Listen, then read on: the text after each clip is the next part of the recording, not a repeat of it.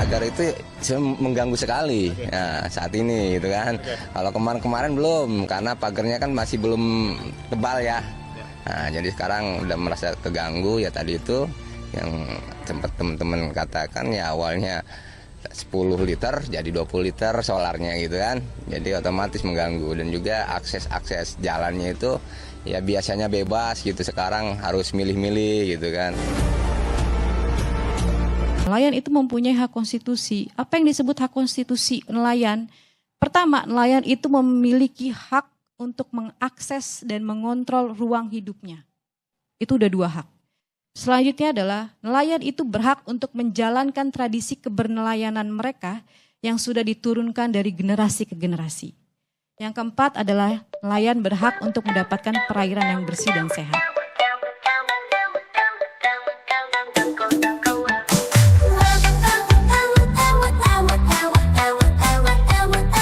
Selamat malam, Assalamualaikum warahmatullahi wabarakatuh.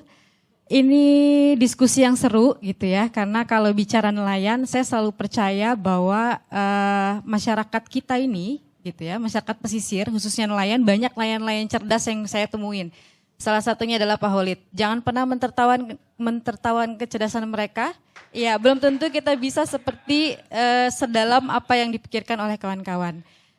Gini, kenapa misalkan ada tadi ya diskusi ataupun narasi yang kemudian keluar, kenapa yang di Tangerang, yang Bapak di Serang lah ya gitu ya, yang di Serang kemudian terganggu ketika lautnya ini dipagari gitu ya, padahal kan ini kan jauh, atau ini enggak ini, gini, cara berpikir kita jangan berpikir sedangkal itu, laut ini kan seperti mangkuk. Saya setidaknya 14 tahun menemani gerakan kawan-kawan, saya selalu menganalogikan laut itu seperti mangkuk. Kalau ada satu komponen yang dicabut, maka yang lain itu akan kena. Saya selalu teriak juga kalau ada daerah pesisir yang ditambang, contoh, saya advokasi juga kasus tambang di Jawa Tengah. Demak diambil pasirnya, sudah pasti Semarang tenggelam. Begitu cara berpikirnya. Nggak bisa kita berpikir parsial, betul. Selain itu, kenapa misalkan seseorang bisa tergerak untuk turun? Ngerti nggak sih identitas bangsa kita itu apa? Nenek moyang kita itu pelaut. Di Sulawesi, ketika mereka mau bikin perahu, mereka itu membangun perahunya secara kolektif. Ketika mereka ada masalah, mereka dorong perahunya bersama-sama. Nggak mungkin mereka bisa dorong sendiri. Kecuali kalau memang kita adalah orang-orang individualistik yang merasa kita hebat, merasa dekat dengan orang tertentu dan kita merasa hebat dengan hal-hal dangkal seperti itu. Selain itu adalah yang menarik dari cerita ini gini, dari pengamatan kami sebenarnya yang harus dipahami di Tangerang maupun Serang memang kalau ada yang bilang ada yang dirugikan, ada yang tidak, tergantung sudut pandangnya. Ada yang memang kalau dari pengamatan kami itu ada yang memang menangkap ikan, ada yang berbudidaya kerang hijau. Kalau kemudian dia kerang hijau, kecenderungan mereka itu dirugikan mungkin iya, karena tetap mau bicara apapun kita, mereka bisa bongkar bambu atau apa, kita ini ada di atas laut gitu, di atas air. Kalau kita harus repot untuk melewati daerah pesisir saja gitu, dengan membuka bambu, di tengah kita lagi duduk di perahu, itu udah pasti repot sekali itu gitu. Begitu cara berpikirnya ya.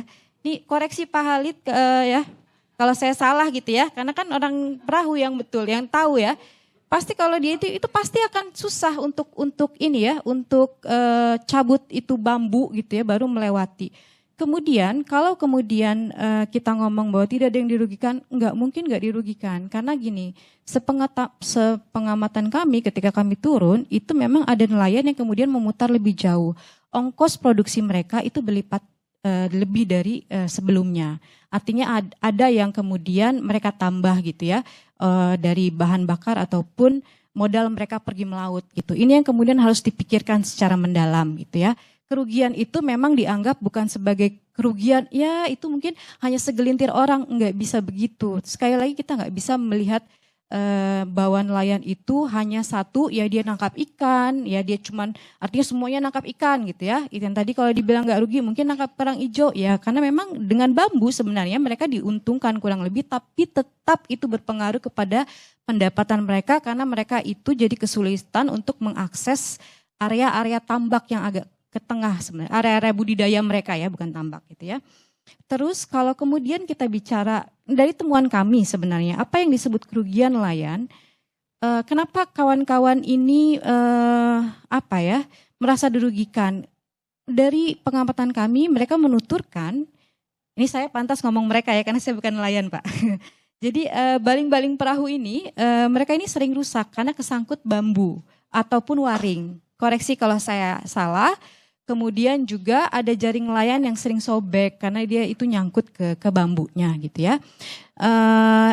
Ya memang ya tadi dia artinya gini, ada kerugian yang memang dirasakan oleh nelayan. Kerugian yang kemudian tidak bisa dihitung dan divaluasi oleh uang adalah kerugian di mana mereka kehilangan akses dan kontrol mereka terhadap ruang hidupnya. Bagaimana mereka kemudian sekarang tidak bisa lagi mengakses lautnya secara bebas seperti dulu gitu. Ya sudah dikapling, ya sudah dipagar gitu ya. Ya kalau orang lain ya kalau saya lihatnya ya kasihan banget ya gitu. Tapi kalau orang-orang yang merasa diuntungkan ya memang luar biasa keren gitu ya, nggak apa-apa lah gitu. Tapi tanya mereka yang kemudian memang benar-benar hidup dan bergantung pada laut mereka gitu. Nah, permasalahannya adalah konsep cara-cara privatisasi seperti ini sudah berlangsung di Indonesia dari tahun 2007 lewat terbitnya Undang-Undang 27 tahun 2007 tentang pengelolaan wilayah pesisir. Waktu itu memang ada di dalam pasal di Undang-Undang 27 itu yang kemudian memperbolehkan konsep coupling laut seperti ini gitu. Nah, itu kemudian Kiara gugat di tahun 2010 dari 2009 2010 kita menang dan Mahkamah Konstitusi itu mengeluarkan putusan MK nomor 3 tahun 2010 yang mengatakan bahwa nelayan itu mempunyai hak konstitusi. Apa yang disebut hak konstitusi nelayan?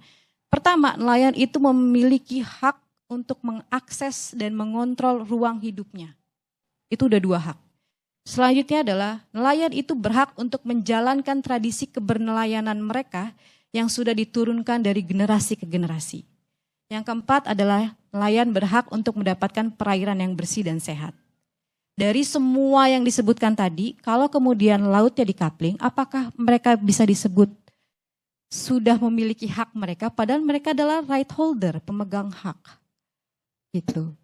Yang menarik adalah dari semua cerita kita soal pemagaran, kita terjebak gitu ya, pada soal bagaimana sih skemanya, kita mau ngapain ini dipagar semua gitu. Ini desainnya mau apa? Jadi semua orang berspekulasi liar gitu ya. Padahal sebenarnya yang kita tunggu saat ini adalah pengakuan jelas dan terang dari KKP misalkan ya, yang mengatakan bahwa ini mau diapain dengan dipagar gitu. Itu saja sebenarnya kita mau tahu, laut ini dipagar repot-repot sepanjang 30,16 kilo dengan modal yang gak mungkin dikeluarkan oleh nelayan. Ini buat siapa? Ini adalah pemain besar. Gitu. Permasalahannya adalah ketika Agustus 2024 DKP sudah menerima laporan dan sudah tahu ada pemagaran, September 2024 PSDKP, Polsus, kemudian juga ada DKP turun melakukan peninjauan, tapi sampai detik ini tidak ada satupun nama yang keluar. Ini buat apaan dan punya siapa? Ini bukan permainan ece-ece ini. Nah, mungkin ini permainan kecil ini. Kita fair-fairan aja, terbuka, ayo gitu. Ini yang sebenarnya kami tunggu. Seharusnya respon KKP adalah bukan disegel, bongkar.